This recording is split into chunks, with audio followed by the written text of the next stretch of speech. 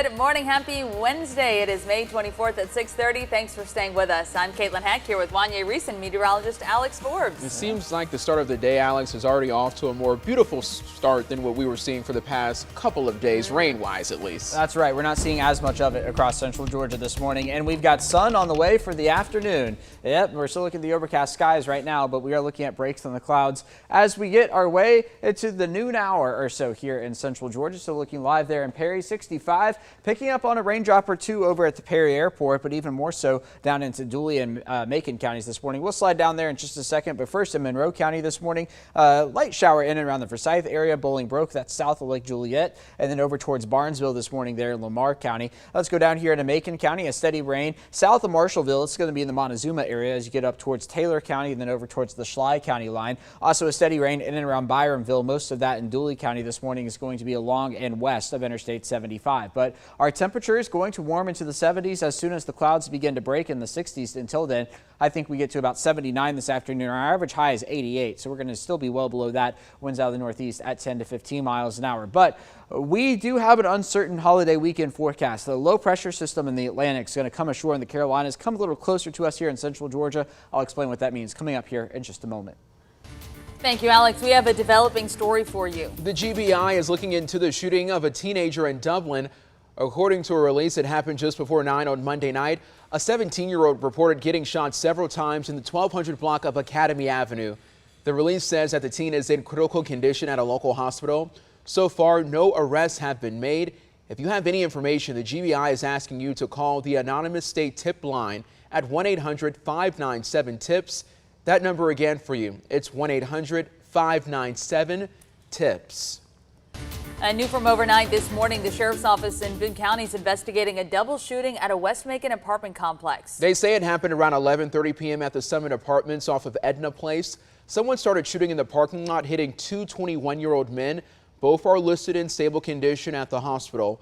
Investigators say they are still looking into what led up to the shooting and who may be responsible for it. Also new overnight, deputies are investigating after someone shot a woman standing in her yard on Hollingsworth Road in West Macon.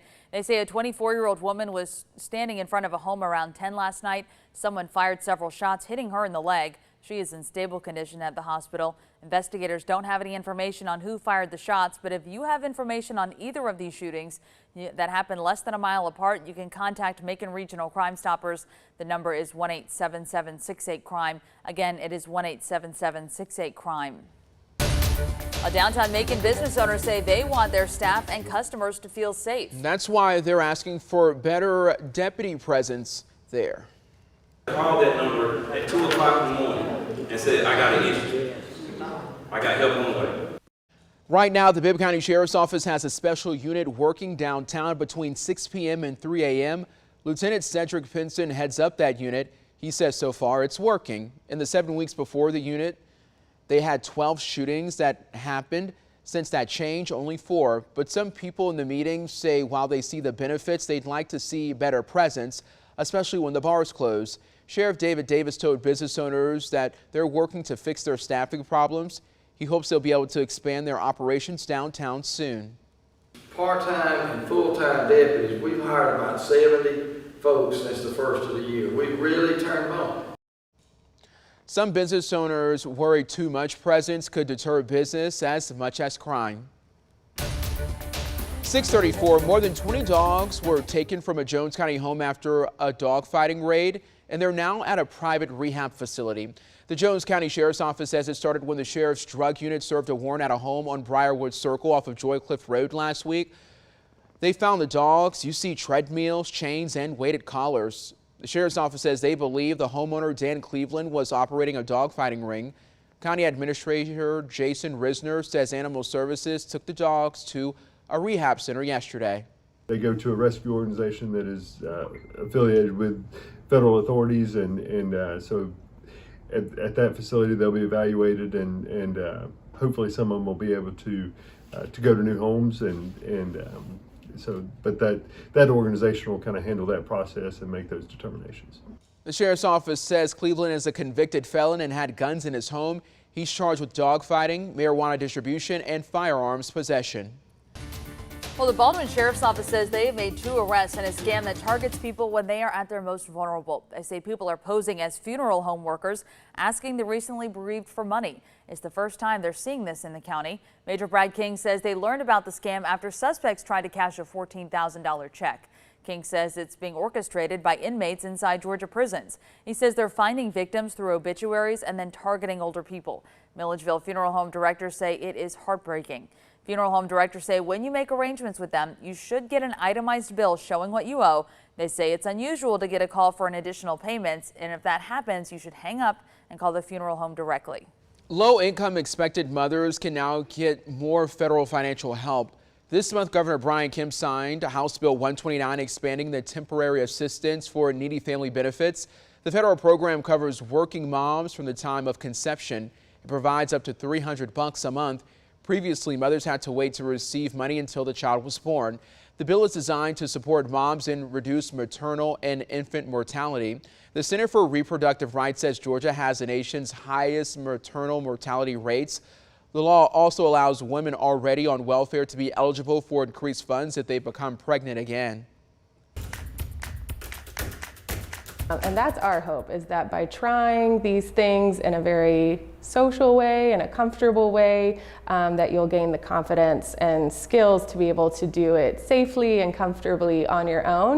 Bike Walk Macon wants you to put the pedal to the pavement this Friday to celebrate National Bike Month. They're calling it Car Free Friday and encouraging Maconites to ride their bikes wherever they need to go. They've hosted open streets on Houston Avenue where you can experience a pedestrian-friendly area, and they're hosting classes for people who want to get back into riding around town. On Car Free Day this Friday, the Macon Transit Authority is offering free fares all day. Time is 6:37. 2 tassels are tossing in one household this graduation season. It's not 2 siblings or even cousins either. Our morning reporter TJ Anthony joins us live in studio with this story of perseverance, faith, and teamwork. Good morning to you, TJ. Good morning. A Macon mom wanted more for her daughter, but then she decided to lead by example instead of just words. It's something she's now grateful for because she's celebrating double the accolades. After over 12 years of working with the Department of Corrections, Nikki Evans knew she was moving through life, leaving stones unturned. I had not achieved my goals.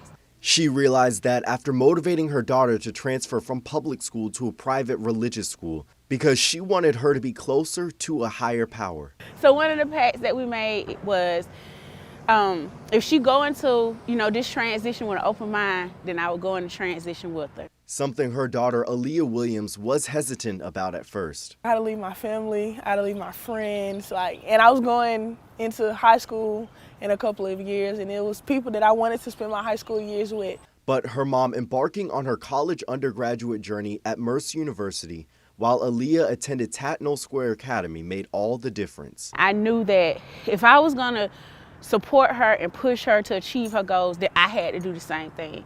I wanted to lead by example. Nikki completed her undergrad while Aaliyah was a sophomore in high school. She wanted to celebrate graduating at the same time as her daughter, so she decided to pursue another degree. I'm gonna go ahead, continue on and get my master's degree, and we're gonna graduate together 2023. Through tough classes, Aaliyah's basketball games, her back surgery, and even Nikki having to have Aaliyah tag along, she would have to come to class with me. They both made it. With mom's undergrad and master's degrees and her daughter graduating high school, they are finishing together with 3 diplomas between the 2 of them.